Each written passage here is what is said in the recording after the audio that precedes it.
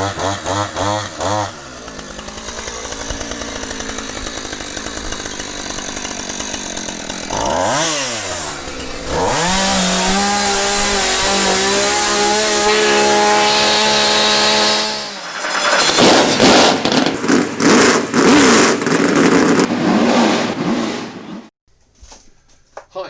and welcome back to this Christmas edition of Mac's Workshop. Something completely new today. I've got a different car here. It looks like a new car, but I've actually had it since July. When I picked up my Kyosho Neo 3.0 from the guy off of eBay, he gave me a bag of spare parts and said, I've got this lot as well, mate, which can be used as spare parts to keep the Neo running.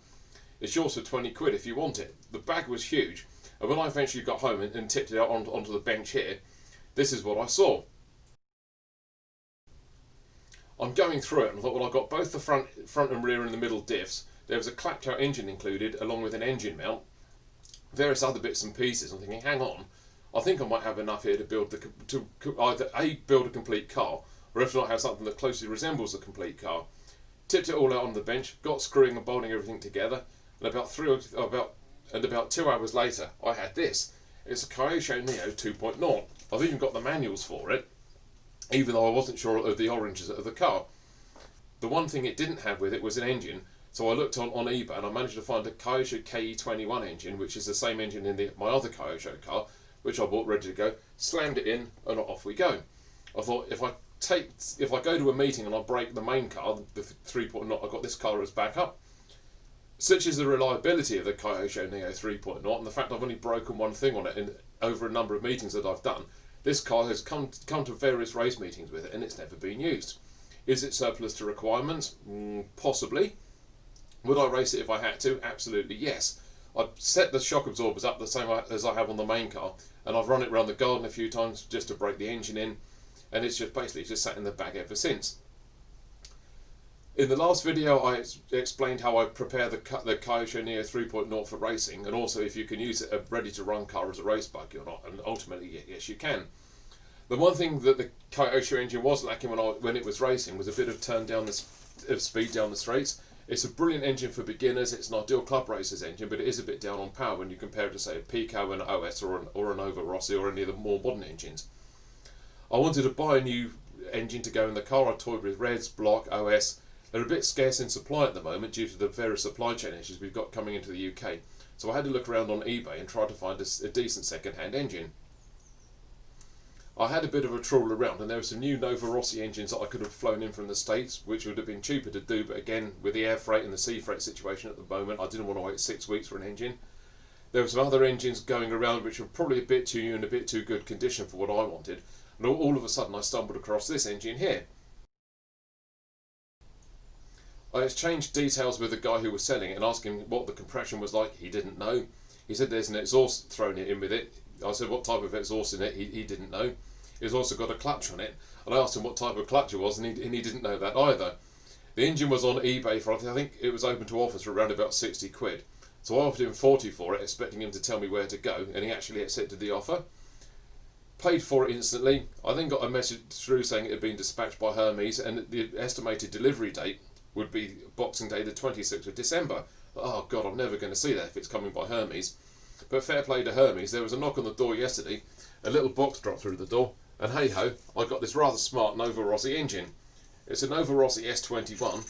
I'm not quite sure how many ports it's got on it. It's in reasonably good condition. It's been down the track a few times on its roof. I've now put the pipe on the cylinder head to stop that happening again.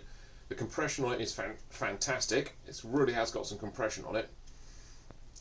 So the job today is to put it in, shoehorn this engine into the spare car, fire it up to make sure that the engine runs, and then give it a bit of a test blast up and down the garden and down the drive of the house where I live.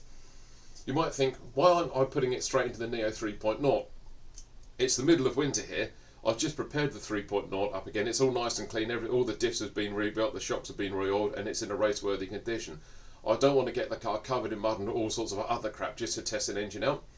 This car's been re-prepared. It's a bit dusty. I've driven it around the garden a few times. It's never actually done any racing laps yet. However, I've got plans for this car that I'm going to do in another video fairly soon. So it makes sense to put the new engine in the spare car, run it around the block a few times, to see how it goes, then strip the car down ready for its next phase. If everything's all up and running, this engine then goes straight into the main car, and I'll then mothball it ready for the next meeting. I say mothballing. Here in southern England, England's been broken up into a tier system thanks to the coronavirus, and I live in tier 4, so I'm now subject to a lockdown. If I live just half a mile down the road, I'll be in tier 2, so I'll be happy to go and race. Well, clear to go and race, and I wouldn't get into trouble for it. Unfortunately, I couldn't race last Sunday, the 20th of December, because I'm now in tier 4, and any club fair and played, and then they wouldn't accept my booking. So that gives me some more workshop time over the next few days. I don't go back to work until the 4th of January. I've got plenty of time out in the workshop to get stuff done. I'll take the engine out of the spare car, put the new Nova Rossi engine into it. I'll give the thing a run up, and then I'll talk you through how the engine's performing and how I'm going to put some after-run oil in and then effectively mothball it.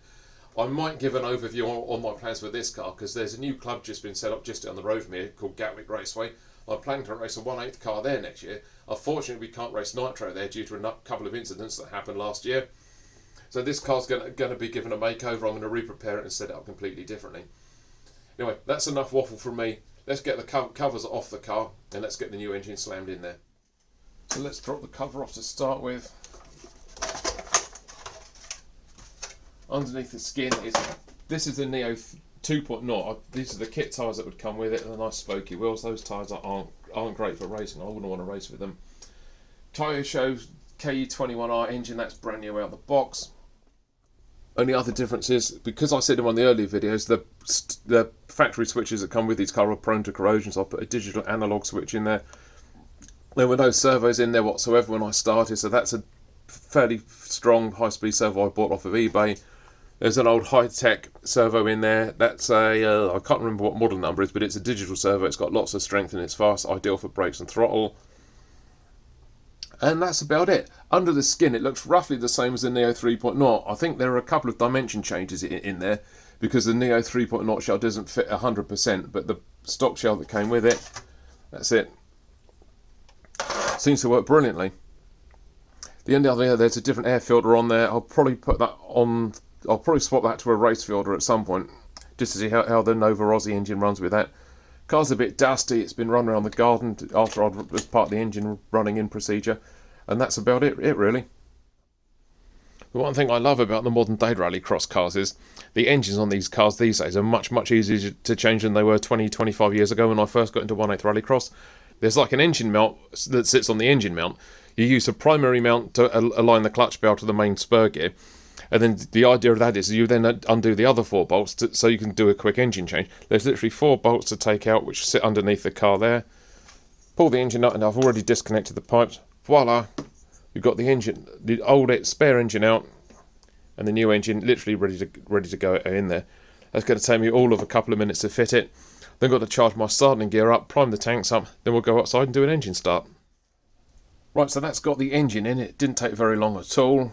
Everything's a nice snug fit around, and there's a good mesh between the clutch bell and the main spur gear. Put a couple of tie wraps on the exhaust joint. I got a Nova Rossi pipe, which is ideal for this engine.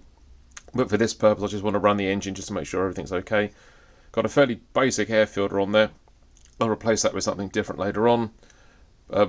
Cable tie to hold everything in place. The E-Glide, amongst you will notice I haven't put the manifold spring on there yet. That's something I'll do before I take the engine outside and start it up. Give me about half an hour to charge up the starting gear and make sure everything's ready to go. The charger's on, ready to go. And then we'll fill the tank up, check the glow plug, and go outside, and hopefully this beast will start up. See you in a minute. So I've got the engine in the car. I've primed the fuel system. Let's switch on. Let's see if we can get it to start up. The only thing I had to do was make a new throttle quadrant up because the other one was a bit too short, but that only took about 5 minutes. So the car's got power on it. Throttle opens. Steering works. Here we go.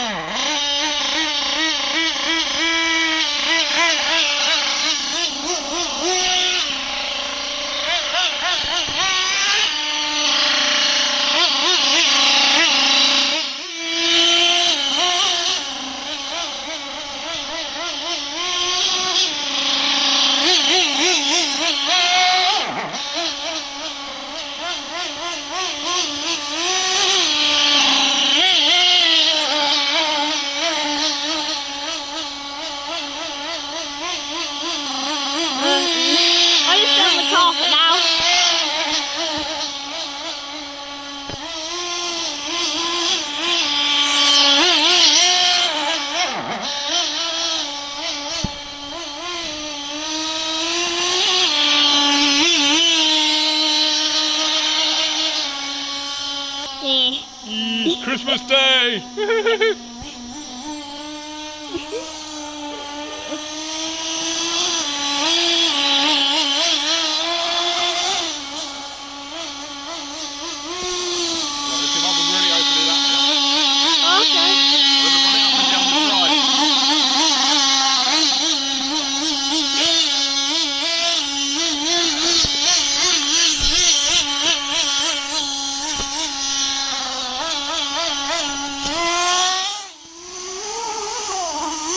Maybe it run out.